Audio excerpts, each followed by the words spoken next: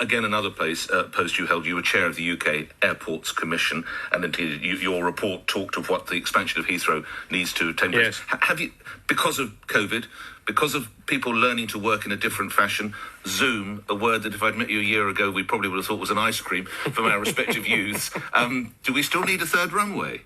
Well, not at the moment, quite clearly.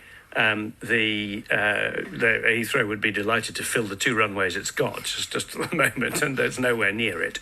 So undoubtedly that's been pushed further and further back. Now, what we don't know is quite how this will settle, whether people will be content to work on Zoom in the indefinite future, or whether they will go back. I mean, you've held the posts that you've held. Come on, you're chairman. Do you imagine that your colleagues at NatWest will be doing a lot more Zooming than they will flying?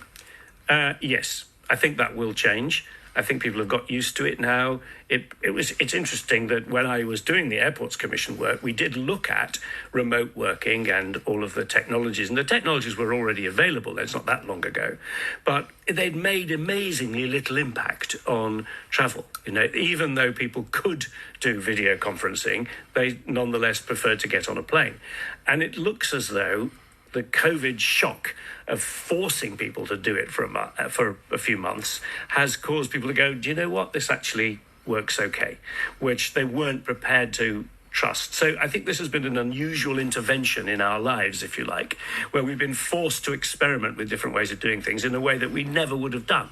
So I suspect it probably has changed the profile of demand for aviation in the future. It's difficult to stay, however, and there may be some airports that close. I mean, I still think that actually concentrating the global flying on Heathrow makes a lot of sense. So you're still for a third runway? Not.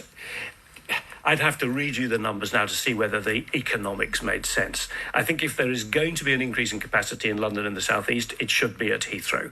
Whether we need that increase in capacity for the next 5-10 years, I suspect we probably don't. So I should think it's probably on ice for the time being.